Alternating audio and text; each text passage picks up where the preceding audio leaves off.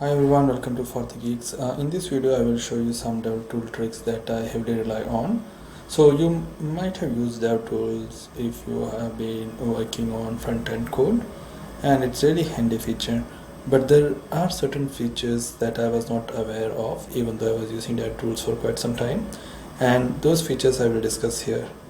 So let's start with network throttling first. So network throttling is useful. Imagine a scenario where it works on your machine or in your environment, and you push the code, it goes for testing, and it fails intermittently sometimes, right? So it doesn't fail all the time in another environment.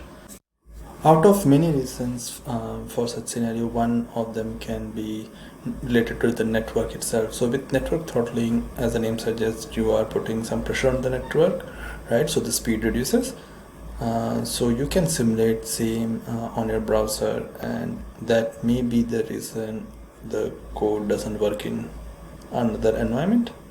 What I do here is I use some external scripts like jQuery, Bootstrap, and some JavaScripts just to simulate calls to external environment. And then when I use the throttle, you can see how the performance degrades.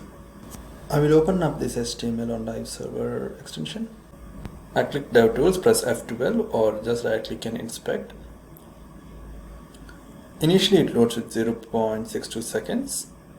Now what I will do is I will select 3G and refresh again, and this time you can see the performance has degraded, and takes 4.93 seconds for all the scripts to load. So this way you can try mimicking an environment which is slow or where the network isn't that good. You can simulate such environments. You can also add custom profile. So you can give a profile name, give the download speed, upload speed, latency, and just click on add. And now back to network and click and open this up. You can see this custom sample profile that we created is one of the options there. Next, we can simulate a location. Imagine you are in one specific location and you want to test out how your application behaves in another location. One good example is with the dates. So we have time zones, and you can test out different time zones by changing the location. Here currently I am in Australian time, AEDT, right? So when I do new date, it shows me Australian Eastern Daylight Timings. I go to these three dots, I click on more tools and select sensors. Down here there is this location option, and you can choose any location and you will be, I would say, transported to that location in no time. I do new date again, and you can see that now it shows Greenwich Medium Time, GMT. So that's how you can change your location and test out different time zones, and this feature is handy for any other scenario where you want to test location simulation. Next useful feature I find is device simulation.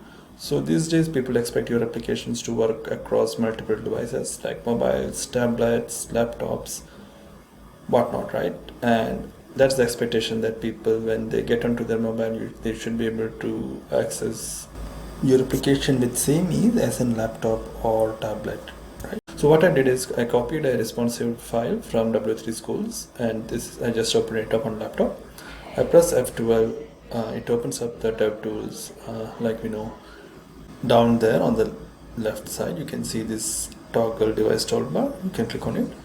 Once you click on it, you can see currently it's opening up in Galaxy S8 Plus, but you can choose custom dimensions or iPad mini, or there are multiple other options available too.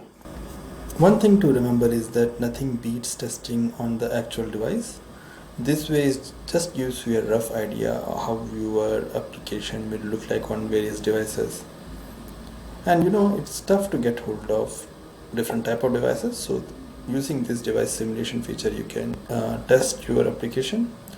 But again, if you get hold of real device, test it on that. That's always good. Next handy feature that I normally use is debugger statement. So it's a convenient way to use debugger statement in your JavaScript code. For example, if your code spans multiple files and you are unsure where a particular snippet is located, Adding debugger would ensure that the browser stops the execution at the right spot.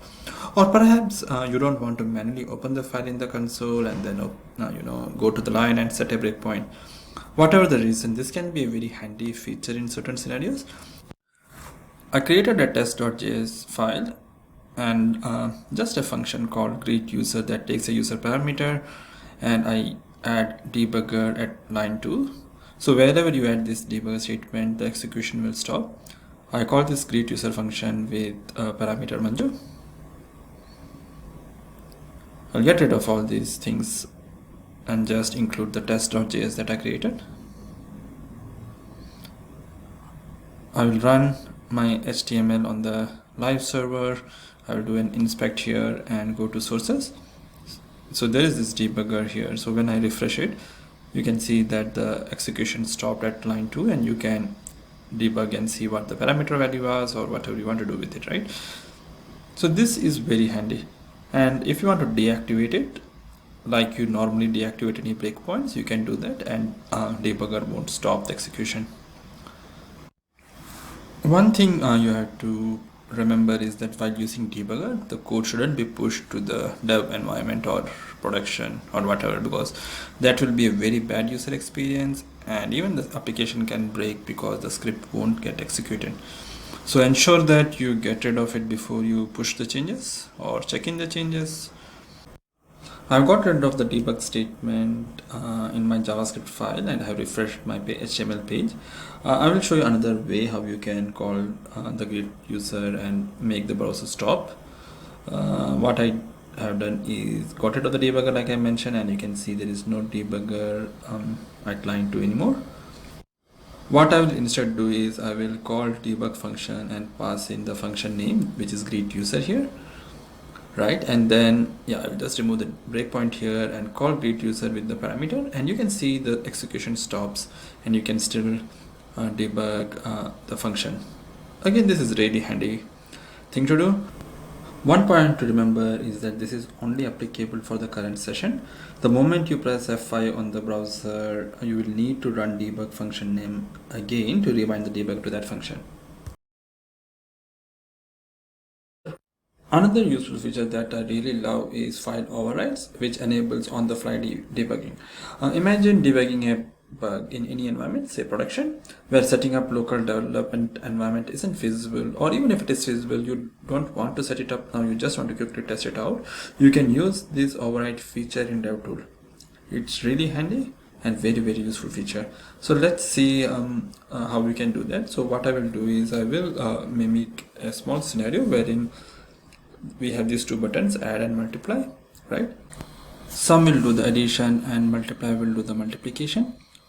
I create this function sum that takes two parameters and adds these two parameters and stores it in result object. Just to display the result on the HTML, what I will do is I will create a div with ID of result, and I will use it in my display function. What I will do here is I will create display result, and I will pass the message to it, which is nothing but the sum of two numbers, right? And display result takes the message and prints it on the front end. So it uses this result ID div and just puts it as the text content shows, so that it shows up on the HTML page. I do the same with multiply, but I will introduce a bug here. That's what we were trying to do anyways, right? How we can use the overrides features of the DevTools. So what it does is result takes two parameters, but it does a division. We intended to do multiplication. So when we do this, add works correctly, but multiply doesn't, for obvious reasons. I run the file again on the live server. I go to sources and content scripts. In here, if you see, there is this overrides feature, right? So just click on that and it will ask you to select folder for overrides. I choose a folder, I name it test me folder, right? And I select that folder here. You have to allow the permissions. Now what you can do is you can go to test.js and make the necessary fix. I make it a multiplication instead of division, and just that I test it out. So add and multiply works correctly. But if you look carefully, this test.js in here, right, the file where we have made the change sits in the folder we created, that is test me folder. If I go to the working directory, I can see that there is this test me folder and the test file that I updated sits here. But the one on the server is test.js that was originally there, and that's not changed yet. So I opened it on Notepad++, and I will just bring it across from my another screen here. And you can see the multiply is still having that original bug that it was there. It was doing a division, right? To get rid of this file override, you can see that there is this checkbox, enable local overrides. You can uncheck it. And then on the right side, there is this disable thing. You just click on that here, right? And the override will disappear and you get back the original bug, right? So that's how you use file overrides. Clearing cache is another handy concept. So you might have fixed the change in local environment, but it might not work in dev or test.